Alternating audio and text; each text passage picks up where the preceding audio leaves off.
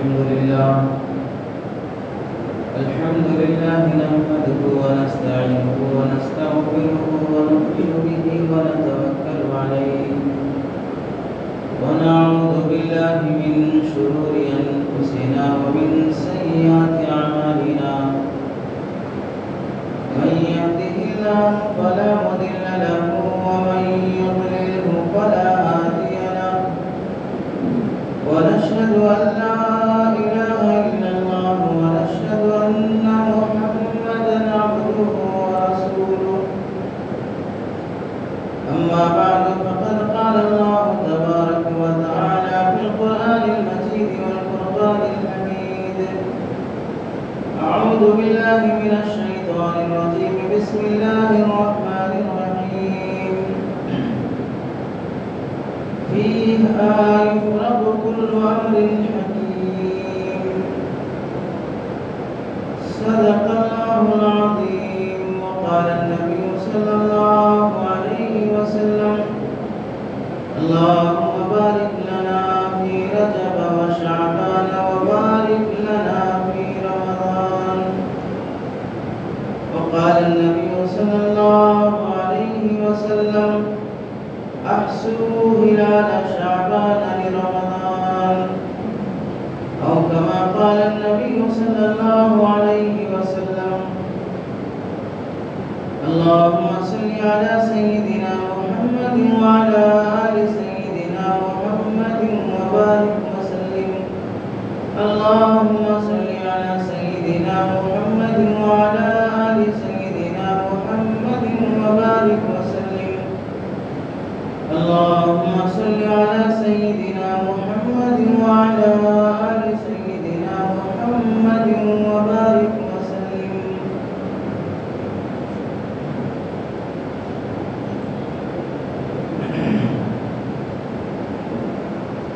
میرے محترم عزیزوں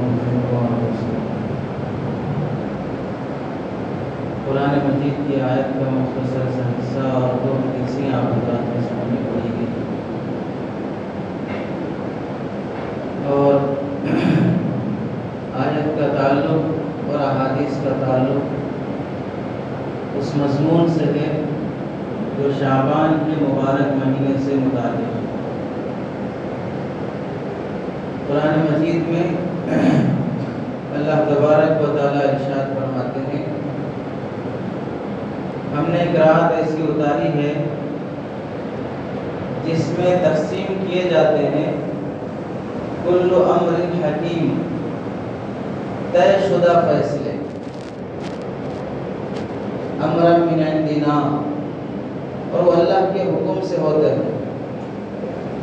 علماء نے لکھا ہے کہ اس رات سے مراد شب برات ہے 15ویں شعبان کی رات۔ تو شعبان کا مبارک مہینہ اسلامی مہینے کے اعتبار سے یہ 8واں مہینہ ہے اسلامی مہینے کا۔ چونکہ ہمارا سارا تعلق اسلامی اور تاریخی اور قمری تاریخ کے اعتبار سے ہمارے عید اور ہماری دوسرے احکامات قمری تاریخ کے اعتبار سے طے کیے جاتے ہیں۔ تو اس واسطے مسلمان کی ذمہ داری ہے کہ مسلمان جس طرح انگریزی مہینوں کے دنوں کے نام انگریزی مہینوں کے نام اور اس کی تاریخیں جس طرح یاد رکھتا ہے کہ آج اپریل کی 27 تاریخ ہے اور فلاں مسن ہے یہ ہے، اس طرح جیسا آدمی یاد رکھتا ہے ایسے ہی مسلمان کی ذمہ داری ہے کہ وہ اسلامی مہینوں کو بھی یاد رکھے، اسلامی مہینے کی تاریخوں کو بھی یاد رکھے۔ ہمارا رمضان کے روزے رکھنا انگریزی مہینوں سے تو نہیں ہوتا ہے کہ مارچ کا مہینہ آ رہا ہے روزے رکھنا ہے تو ہر سال مارچ کا مہینہ آیا تو روزے رکھنا ہے، ظاہر سی بات ایسا تو نہیں، لیکن ہر سال جب رمضان آتا ہے تو روزے رکھتے ہیں۔ ہم عید کب کرنا ہے، مئی کی فلاں تاریخ میں آئے گا، جون کی فلاں تاریخ میں آئے گا، تو جون جب آئے گا تو پھر عید کرنا ہے۔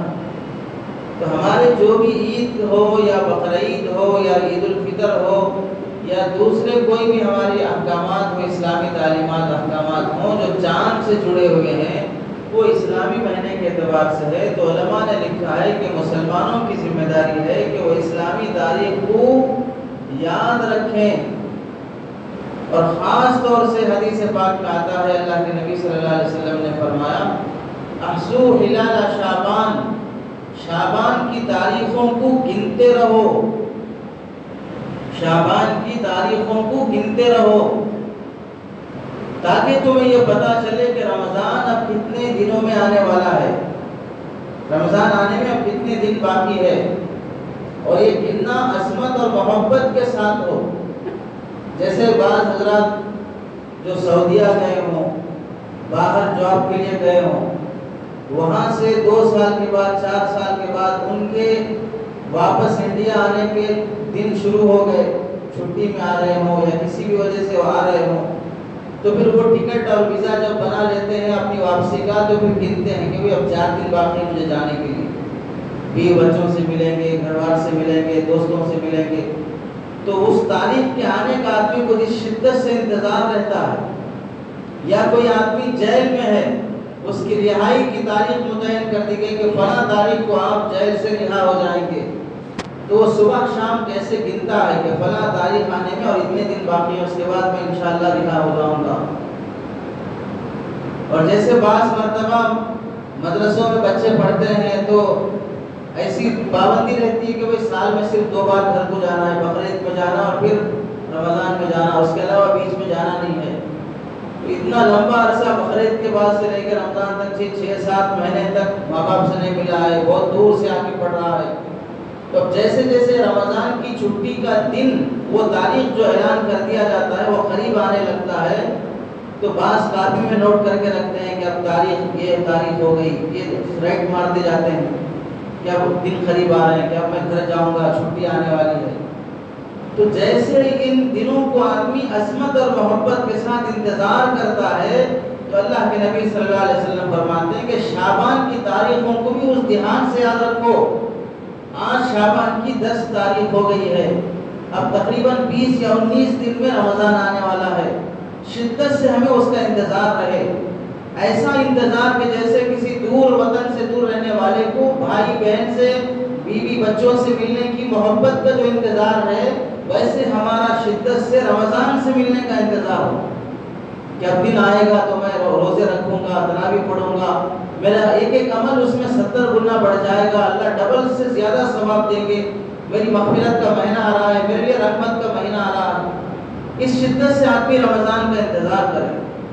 چنانچہ اللہ کے نبی صلی اللہ علیہ وسلم کا معمول بھی یہی تھا، صحابہ فرماتے ہیں اللہ کے نبی صلی اللہ علیہ وسلم دوسرے مہینوں کے چاند کو اتنا اہتمام سے نہیں دیکھتے تھے جتنا شعبان کے مہینے کا چاند اہتمام سے دیکھتے تھے۔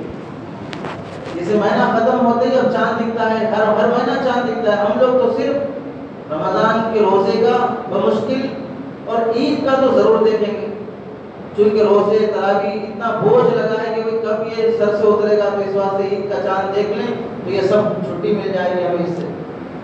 تو جیسے ہم عید یا رمضان کا چاند دیکھتے ہیں، اللہ کے نبی صلی اللہ علیہ وسلم ہر مہینے کا چاند دیکھتے تھے۔ ہر مہینے کا چاند دیکھنا سنت ہے، خاص طور سے اللہ کے نبی صلی اللہ علیہ وسلم شعبان کے مہینے کا چاند دیکھتے تھے اور دنوں کو گنتے تھے کہ 1 دن ہو گیا، 2 دن ہو گئے، 3 دن ہو گئے، اب 27 دن میں رمضان آنے والا ہے، 20 دن میں آنے والا ہے، 15 دن میں آنے والا ہے۔ ایسا شدت سے انتظار رہتا تھا، اور پھر عملی طور پر اللہ کے نبی اسے دکھاتے تھے دعا کر کے، اللہم بارک لنا فی رجب و شعبان، اے اللہ ہمیں رجب کے مہینے میں اور شعبان کے مہینے میں برکت دے۔ برکت دے کا مطلب ہمیں کوئی بیماری مت دے، ہماری اچانک ان مہینوں میں موت مت دے، رجب میں موت نہ آئے، شعبان میں موت نہ آئے، چونکہ رمضان قریب ہے، کچھ ایسا مہینہ کہ جس میں اتنا مبارک مہینہ جس میں آدمی کا انتقال بھی ہو گیا تو اس کا عذاب نہیں ہوگا۔ بعض حدیثوں میں یہاں تک آتا ہے کہ رمضان میں جو آدمی انتقال ہوتا ہے اس کا حساب کتاب، خبر کا حساب کتاب نہیں ہوتا ہے، خبر کا عذاب نہیں ہوتا ہے۔ تو ایسا مبارک مہینہ آ رہا ہے تو اچانک اس مہینے کے قریب آ کر میں انتقال ہو گیا تو کتنے افسوس کی بات ہے۔ یہ افسوس ایسا ہی سمجھے جیسے مثال کے طور پر کوئی آدمی بہت شاندار گھر بنایا. جیسے ایک حادثہ 4 سال پہلے ہوا تھا. ایک آدمی امریکہ میں رہتا تھا, وہاں سے پیسہ بھیج کر اپنا پرانا گھر جہاں پر ماں باپ کے ساتھ پلا تھا وہ گھر پسند نہیں آیا. بیوی نے کہا کہ ہم اپنا الگ گھر بسائیں گے. یہ اسی حیدرآباد کے بہت ٹاپ ایریے میں بہت شاندار گھر بنایا اور امریکہ سے دیکھنے کے لیے آ رہا ہے. ایئرپورٹ سے شمس آباد سے پہنچتے راستے میں ایکسیڈنٹ ہو گیا, انتقال ہو گیا. اور کئی سالوں سے پلاننگ چل رہی تھی, اتنا شاندار گھر امریکہ کا فلاں گھر سامنے رکھ کے ڈیزائن کر رہا تھا. تو اب وہ آدمی جو اس حالت میں مرا ہے تو اسے کتنا افسوس ہوگا, اس کے بچوں کو کتنا افسوس ہوگا. اتنا محنت سے بنایا, وہاں سے پیسہ بھیج کے دیکھنے کی بھی توفیق نہیں ہوئی. تو آدمی رمضان قریب ہے لیکن اچانک انتقال ہو گیا کیونکہ رمضان پانے کا موقع نہیں ملا. تو اللہ کے نبی صلی اللہ علیہ وسلم دعا کرتے تھے کہ یا اللہ ہمیں رجب اور شعبان میں برکت دے, ہمیں صحت دے, ہماری عمر کو لمبی فرما تاکہ ہم رمضان کا مہینہ پائیں اور اس میں عبادت کریں. مبارک لنا فی رمضان, اور رمضان کے مہینے میں ہمیں عبادت کی توفیق عطا فرما. یہ اللہ کے نبی صلی اللہ علیہ وسلم کا معمول تھا. اور دوسری وجہ ہم اس مہینے کو شعبان جو کہتے ہیں, شعبان کہنے کی وجہ یہ ہے, شعبان کے عربی میں معنی آتے ہیں پھیلنا, شاخ در شاخ ہونا, شعبان کے معنی ہیں. تو شعبان کے معنی پھیلنا اور شاخ در شاخ ہونا. اس کی وجہ علماء یہ کہتے ہیں اس مہینے کو شعبان اس واسطے کہا جاتا ہے کہ اس میں بندہ جو نیکی کرتا ہے, جو خیر کے کام کرتا ہے, اس کی اب شاخیں بنتی ہیں, وہ پھیلتی جاتی ہیں. اب اللہ تعالیٰ اس نیکی میں برکت دیتے جاتے ہیں, اس نیکی کی برکت سے اللہ اسے رمضان تک پہنچاتے ہیں. اسی واسطے علماء نے لکھا ہے کہ رمضان کا مقدمہ اور رمضان کی تمہید سمجھو شعبان کے مہینے کو. اب اس کی عظمت, رمضان کی عظمت جس کو ہے وہ آدمی شعبان ہی سے رمضان کی تیاری کر لے. چنانچہ اللہ کے نبی صلی اللہ علیہ وسلم سے ایک حدیث میں پوچھا گیا ایُّ صوم افضل بعد صوم رمضان, یا رسول اللہ رمضان کے روزوں کے بعد سب سے افضل روزے کس مہینے کے ہیں؟ تو اللہ کے نبی صلی اللہ علیہ وسلم نے فرمایا صوم شعبان لرمضان, شعبان کے مہینے کے روزے جو رمضان کی عظمت میں رکھے جاتے ہیں. شعبان کے مہینے کے روزے جو رمضان کی عظمت میں رکھے جاتے ہیں. اور اسے سمجھو کہ عظمت کا مطلب یہ ہے جیسے کوئی بڑا آدمی آ رہا ہے تو اس کے آنے کے اکرام میں محلے کی صفائی ہو رہی, گھر کی صفائی ہو رہی. کوئی سیاسی آدمی آ رہا ہے تو محلے کو صاف کرتے ہیں. کوئی گھر کا بڑا آدمی آ رہا ہے, بہت دنوں کے بعد آ رہا ہے, کسی اسکول میں کوئی فنکشن ہے تو پوری اسکول کی صفائی کرتے ہیں اس آنے والے کے اکرام میں. پورا کچرا پاک کر دیتے ہیں, پوری گندگی دور کر دیتے ہیں. اگر وسعت اور وقت ہے تو اسے پینٹنگ بھی کر دیتے ہیں کہ آنے والے کے اکرام میں بہت سجا سنوار کے پیش کرنا ہے. تو اللہ کے نبی فرماتے ہیں رمضان کی تعظیم میں تم اپنے کو ایسے سنوارو کہ اپنے اندر کا پورا کچرا نکال دو. جو گناہ کیے ہو, جو وعدہ خلافی کیے ہو, جس سے تعلقات توڑے ہو, جو ذمہ داریاں دوسروں کے اپنے سر پہ لے کے رکھے ہو, وہ سب خالی کر دو. رمضان کے مہینے میں کوئی ٹینشن نہیں رہنا. شعبان کے مہینے میں رمضان آئے گا تو تم ٹینشن فری رہو, کوئی ذمہ داری نہیں آپ اس پر. فلاں کا کام کرنا ہے, فلاں کو پیسے دینا ہے, فلاں سے پیسے لینا ہے, فلاں مال کی زکات نکالنا ہے. دینی ٹینشن بھی مت رکھو, سوائے رمضان کی عبادت کے تمہارے ذمہ کوئی کام نہیں ہونی چاہیے.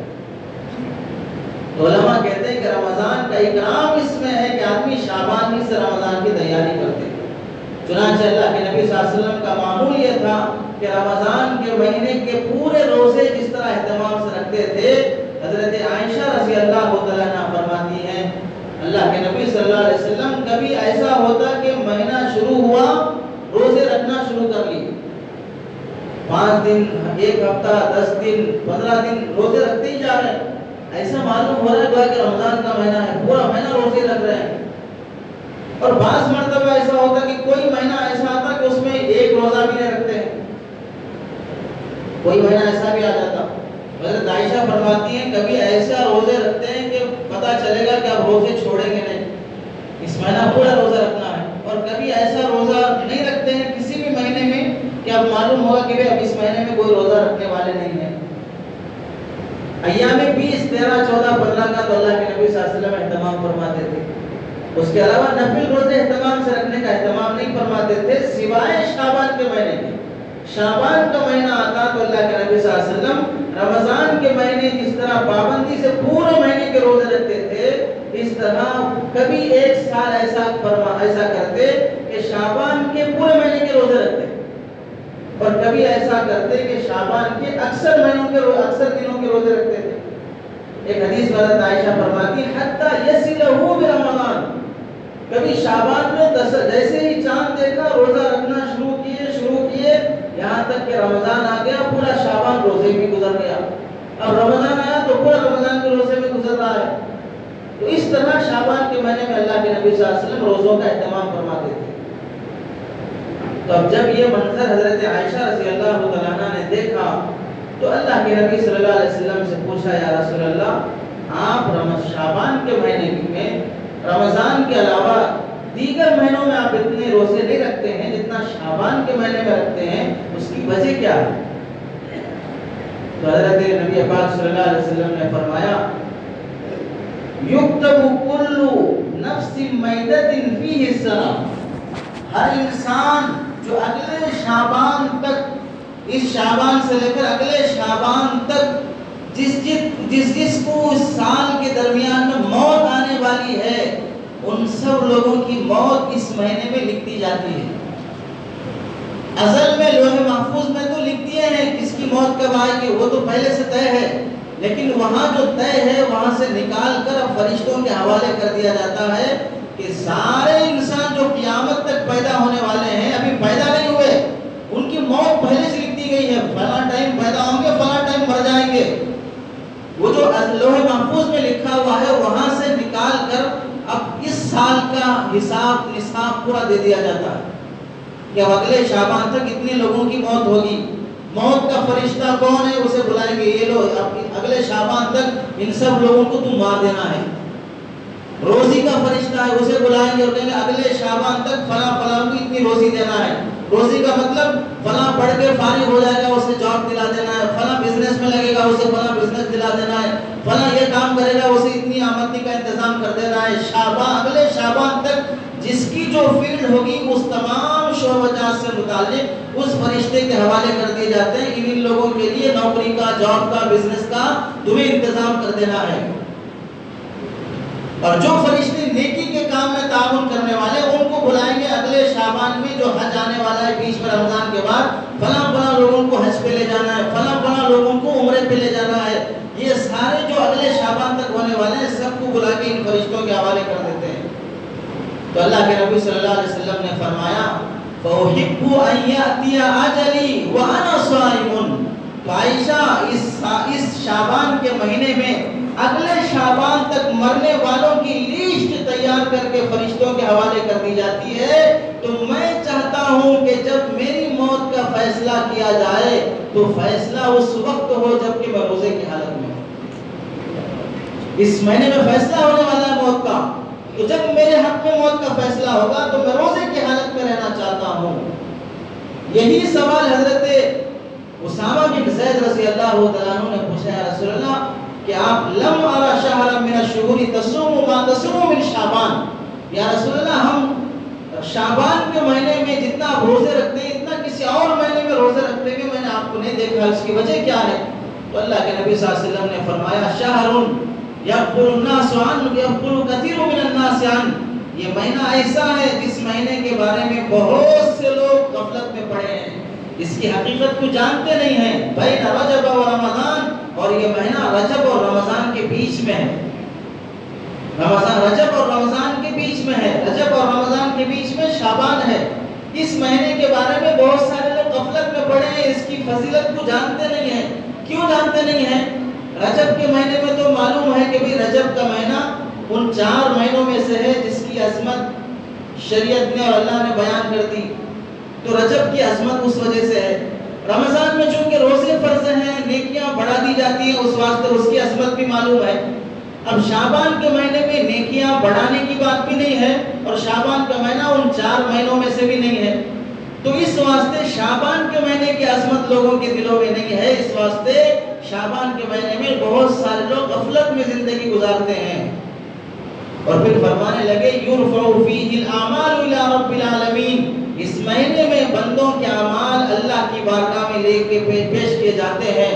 فأحب ان یرفع عملی وانا صائم، میں چاہتا ہوں کہ جب میرے اعمال اللہ کی بارگاہ میں پیش کیے جائیں تو اس حالت میں پیش کیے جائیں کہ میں روزے سے رہوں، روزے کی حالت میں میرے اعمال اللہ کے سامنے پیش کیے جائیں۔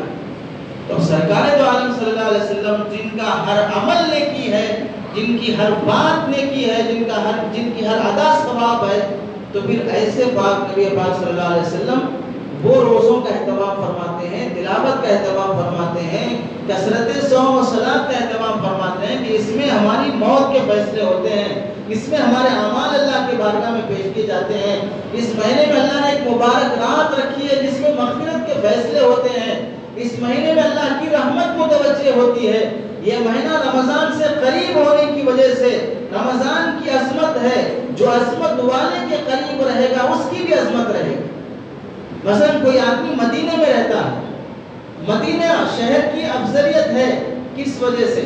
نبی کا شہر ہے، نبی وہاں پر آرام فرما رہے ہیں، تو نبی کی وجہ سے نبی کے شہر کی عظمت ہے، تو نبی کے روزے کے قریب جس کا مکان ہوگا، نبی کے گھر کے قریب جس کا مکان ہوگا، یا مدینے کے قریب جس کا گھر ہوگا، اس کی بھی عظمت رہے گی۔ مدینے سے بہت قریب رہتے ہیں، بہت سارے باپ ہیں جن کے بچے وہاں سعودیہ میں، مدینہ مکہ میں کہیں کام کر رہے ہیں، باہر بھی کام کر رہے ہیں، تو بولتے ہیں بس 100 کلومیٹر دور ہے مدینے سے ہمارا بچہ، تعریف میں بولتے ہیں۔ بعض مدینے میں ہی ہے، خواہ وہاں پر وہ نماز نہ پڑھ رہا ہو، کچھ بھی ہو گیا، اس کی ایک عظمت ہے کہ مدینے میں جاب کر رہا، مکے میں جاب کر رہا ہے، اور ڈھنگ سے ہے تو ٹھیک ہے، بہت اچھی بات ہے۔ وہاں جا کر کے اگر نماز چھوڑ دے رہا ہے، اور حرم کی نماز جہاں ایک نماز کا ثواب 1,00,000 نمازوں کے ثواب کے برابر ملتا ہو، اس سے بڑا محروم انسان کون ہوگا؟ تو جو عظمت والی چیز ہے اس سے قریب جو رہتا ہے اس کی بھی عظمت رہتی ہے۔ جیسے کوئی آدمی سیاست دان حکمران ہے، پالیٹکس میں اس کی بڑی سیٹ ہے، تو اس کے ہاتھ کے نیچے جو کام کرنے والا رہتا ہے، ہماری زبان میں ہوتا ہے چمچا، چیلا جسے آپ لوگ بولتے ہیں، تو اس چیلے کی بھی دیکھو کتنی عظمت رہتی ہے، اس چمچے کی بھی کتنا ہلاتا رہتا ہے ادھر سے ادھر، یعنی ادھر سے ادھر کی نسبتیں لا کے دیتا رہتا ہے۔ چمچا اسی لیے کہتے ہیں، اسی ادھر کی نسبت ادھر لاؤ، ادھر کے فیصلے ادھر لے جاؤ، اسی واسطے سے چمچا کہتے رہتے ہیں۔ تو ان لوگوں کی بھی ان کا کتنا گریڈ رہتا ہے، کتنا اکڑ کے چلتے ہیں۔ چونکہ رمضان کی عظمت ہے تو رمضان سے قریب ملا ہوا یہ شعبان کا مہینہ ہے، اس کی وجہ سے شعبان کی بھی عظمت ہے۔ اب اس مہینے میں کرنا کیا ہے؟ اس مہینے میں ہمیں روزوں کا اہتمام کرنا چاہیے، نفل روزوں کا اہتمام کریں، اور یہ نفل روزوں کا اہتمام رمضان کی عظمت کی وجہ سے۔ اس کی مثال دیکھو، اللہ تبارک و تعالیٰ نے نماز ہم لوگوں پہ فرض کیا، تو مثال کے طور پہ یوں سمجھو فجر کی نماز ہے، ظہر کی نماز ہے، فجر کے 2 رکعت فرض ہیں، ظہر کی 4 رکعت فرض ہیں، لیکن آتے ہی مسلمان فجر کی نماز کے لیے فجر کی فرض پڑھنا ہے یا اس سے پہلے سنت پڑھنا ہے؟ اس سے پہلے 2 رکعت سنت پڑھنا ہے۔ ظہر کی فرض 4 رکعت فرض ہے، آتے ہی ظہر کی 4 رکعت فرض پڑھنا ہے یا اس سے پہلے سنت پڑھنا ہے؟ جمعہ کی 2 رکعت اللہ نے فرض کیے ہیں، تو آتے ہی 2 رکعت فرض پڑھ لینا ہے جمعہ کی، اس سے پہلے 4 رکعت سنت پڑھنا ہے۔ تو یہ فرض سے پہلے اللہ نے یہ سنتیں کیوں رکھے ہیں؟ وضو میں 4 فرضیں ہیں، چہرہ دھونا، دونوں ہاتھ دھونا، سر کا مسح کرنا، پیر دھونا۔ اس فرض سے پہلے آدمی کیا کرتا ہے؟ دونوں ہاتھ گھنٹوں تک دھوتا ہے، کلی کرتا ہے، ناک میں پانی ڈال کے صاف کرتا ہے۔ تو فرض تو 4 ہیں، لیکن آتے ہی وہ فرض نہیں کر لیتا، آتے ہی چہرے پہ پانی نہیں مارتا ہے، پہلے ہاتھ دھوتا ہے، پھر کلی کرتا ہے، ناک میں پانی ڈالتا ہے۔ یہ آداب کیوں سکھلائے گئے؟ ان آداب کی حکمت یہ ہے کہ فرض سے پہلے تم یہ کام کرو گے تو فرض کی عظمت رہے گی، فرض کی عظمت رہے گی۔ کیسے عظمت رہے گی؟ آدمی فجر میں آیا، اٹھ کر نیند کی حالت میں ہے، آتے ہی نماز کے لیے کھڑا ہو گیا، تو کھڑے ہو کے سو رہا ہے، کیا پڑھ رہے امام صاحب نہیں معلوم، بعض مرتبہ گرتے گرتے اٹھ کے کھڑے ہو جاتا ہے، اور بعض بندے تو فجر میں ایسے ہوتے ہیں سجدے میں گئے پہلی رکعت میں تو سلام پھیرنے تک کے نہیں اٹھتے ہیں، یہ حال رہتا ہے۔ تو آتے ہی اللہ نے فرمایا کہ وہ پہلے سنت پڑھو، جھکنے اٹھنے کی پریکٹس پہلے کر لو، تو تمہیں ایک طرح کی عادت بن جائے گی نہیں کہ اب میں 2 بار جھکا اٹھا ہوں تو آگے بھی مجھے جھکنا اٹھنا ہے، تو ایک عادت بن گئی. اب جو کمی کوتاہی اڑنے کی ڈلنے کی جو بھی ہے وہ سنت میں ہو جائے گی، باقی جو فرض ہے وہ تھوڑا ایکٹیو رہ کر اہتمام سے ہوگا. اب اس سے یہ حکمت سمجھ میں نہیں آتی ہے تو اللہ تبارک و تعالیٰ نے اس کی فضیلت رکھ دی کہ اللہ کے نبی نے فرمایا کہ اگر تمہیں فجر کی سنت پڑھنے کے لیے ایسا موقع آ جائے کہ گھوڑوں کی ریسنگ ہو رہی ہے اور لوگ گھوڑے لے کے دوڑ رہے ہیں اور تم کہیں چٹیل میدان میں ہو، اب وہ گھوڑے آئیں گے دوڑتے ہوئے کہ تمہیں دیکھیں گے نہیں اور تمہیں کھدل کے چلے جائیں گے، تم گھوڑوں کے پیر میں آ جاؤ گے، کسی کا ہاتھ ٹوٹ جائے گا، کسی کا پیر ٹوٹ جائے گا. ایسا موقع بھی اگر آ جائے اور تمہیں فجر کی سنت پڑھنے کا ٹائم رہے تو ہرگز گھوڑوں کے رون دیے جانے کے ڈر سے فجر کی سنت مت چھوڑو. فجر کی سنت مت چھوڑو. گھوڑے تمہیں رون کر جان جانے کا بھی ڈر ہو لیکن فجر کی سنت مت چھوڑو. اتنی تاکید اللہ کے نبی نے فجر کی سنت کی بیان فرمائی. اسی واسطے صحابہ کے بارے میں بھی آتا ہے جب وہ فجر کی نماز کے لیے آتے اور دیکھا امام صاحب رکعت باندھ کے کھڑے ہو گئے اور نماز شروع ہو گئی ہے تو حضرت ابو ہریرہ، حضرت ابن عباس رضی اللہ تعالیٰ عنہ ان کے بارے میں لکھا ہے، حضرت ابن عمر رضی اللہ تعالیٰ عنہ کے بارے میں لکھا ہے، مسجد کے کسی ستون کے آڑ میں کبھی مسجد کے دروازے کے باہر جگہ خالی ہو، آتے ہوئے رستے میں کبھی کسی دوست کا گھر پڑتا ہو تو وہاں جلدی سے 2 رکعت سنت پڑھ لیتے اور مسجد کے باہر گیٹ کے سامنے سنت پڑھ لیتے، اگرچہ کہ جماعت چل رہی ہے پھر آگے جماعت میں شامل ہو جاتے. اور یہی فرماتے کہ اللہ کے نبی نے ہمیں اس سنت کی بڑی تاکید فرمائی. اور ایسے ہی ظہر کی سنت کے بارے میں اللہ کے نبی نے فرمایا جو آدمی ظہر سے پہلے کی 4 رکعت سنت نہیں پڑھتا ہے لم ینل من شفاعتی، اس آدمی کو کل قیامت کے دن میری شفاعت ہرگز نہیں ملے گی. ظہر سے پہلے کی 4 رکعت سنت کا اہتمام جو نہیں کرتا ہے کل اسے میری شفاعت نہیں ملے گی. اس قدر تاکید فرمائی. ظہر سے پہلے کی 4 رکعت سنت تہجد کی نماز کے برابر ثواب رکھتی ہے. جہاں اٹھ کر آدمی کو پڑھنا مشکل ہوتا ہے، جو اس وقت اٹھ نہیں سکتے ان کے لیے اللہ نے ایک موقع رکھا ہے ظہر سے پہلے پڑھ لو. تو یہ فرضوں سے پہلے سنت جو اللہ نے رکھا ہے اسی حکمت سے ہے کہ یہ جب پڑھ لیں گے، جیسے وضو کرنا ہے، وضو کرنے میں چہرہ دھونا ہے، چہرے سے پہلے کلی کرو، ناک میں پانی ڈالو. اس میں حکمت کیا ہے؟ جب آدمی پانی لے کے کلی کرے گا تو اس کا مزہ معلوم ہو جائے گا، پانی پاک ہے ناپاک ہے، کڑوا ہے کیسا ہے. آگے مجھے ہاتھ پیر دھونا نہیں دھونا ہے اس پانی سے. ناک میں لے گا پانی تو اس کی بو معلوم ہو جائے گی، گندگی ہے تو بو آنا شروع ہو جائے گی. تو کلی اور ناک میں پانی ڈال کر یہ بتا دیا کہ پہلے چھک لو، اچھا ہے تو آگے دھو لو، اگر کچھ بو آ رہی ہے کچھ مزہ بدلا ہوا ہے تو چھوڑ دو، دوسرے پانی سے دھو لو تاکہ تمہارا جسم گندا نہ ہو. بعد میں آتے ہی پہلے اٹھا کے ڈالیے، بعد میں پتا چلا چوہا مر گیا تھا، بدبو آ رہی ہے، اب جا کے کہاں یہ سب دھو کے آؤ گے تم اس کے لیے. تو فرض سے پہلے جو اللہ نے یہ سنتیں رکھے ہیں یہ فرض کی عظمت کے لیے ہے. ایسے ہی اللہ تبارک و تعالیٰ نے رمضان سے پہلے شعبان کے روزوں کی جو عظمت اللہ نے بیان فرمائی یہ رمضان کی عظمت میں ہے. تو رمضان کی عظمت میں شعبان کے مہینے کے روزے رکھے جائیں اور رمضان کے مہینے کی عظمت میں شعبان کے مہینے میں ہی رمضان کی تیاری کر لی جائے. تیاری کیسے کرنا ہے؟ تیاری 2 طرح سے. ایک طرح کی تیاری عبادات کے ذریعے سے کہ اب رمضان شعبان کے مہینے میں کیا کرو، تلاوت شروع کر دو کہ رمضان کا مہینہ قرآن کا مہینہ ہے، وہ قرآن کی تلاوت ابھی سے شروع کر دو. رمضان کا مہینہ روزوں کا مہینہ ہے، وہ روزے ابھی سے شروع کر دو. رمضان کا مہینہ ذکر کا ہے، وہ ذکر ابھی سے شروع کر دو. رمضان کا مہینہ صدقے کا مہینہ ہے. نبی سے پوچھا گیا ایو صدقۃ افضل، یا رسول اللہ کون سا صدقہ افضل ہے؟ صدقۃ فی رمضان. اللہ کے نبی نے فرمایا وہ صدقہ جو رمضان میں دیا جاتا ہے وہ صدقہ ابھی سے شروع کر دو. زکوٰۃ اپنے اموال کی ابھی سے حساب لگا کے زکوٰۃ نکالنا شروع کر دو. یہ ہے عبادت کے طریقے سے رمضان کی تیاری کرنا. اور دوسری طریقے کی تیاری رمضان کی کرنا وہ ہے اپنے کپڑوں کے اعتبار سے، اپنے گھریلو سامان کے اعتبار سے. بہت سارے بندے ایسے بے وقوف اور احمق ہیں، رمضان شروع ہو گیا، 10 دن ہو گئے، 15-20 دن ہو گئے، ابھی تک رمضان کے کپڑے نہیں لیا ہے.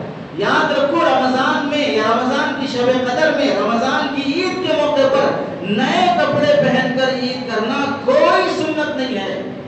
اتنی اہم سنت نہیں ہے کہ تم اس کپڑوں کی چکر میں رمضان کی تراویح غارت کر دو. اپنے کپڑے خریدنے